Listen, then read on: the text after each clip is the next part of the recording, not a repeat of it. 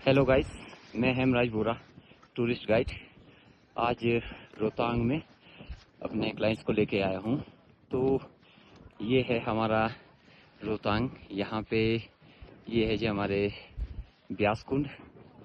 ये ब्यास कुंड है, यहाँ से हमारी ब्यास नदी उत्पन्न हुई है। यहीं से ब्यास नदी की उत्पत्ति हुई है। ठीक है जी। और फिलहाल अभी तो ये बंद है, शायद कह रहे हैं कि आज 18 तारीख है, आज इसे यहाँ पे खुदाई करके इस कुंड को जो ओपन किया जाएगा। तो गाइज, ये है यहाँ का दृश्य रोहतांग ये। और मैं आया हूँ आज अपने क्लाइंट्स को लेके, हमारे क्लाइंट्स से छत्तीसगढ़ से।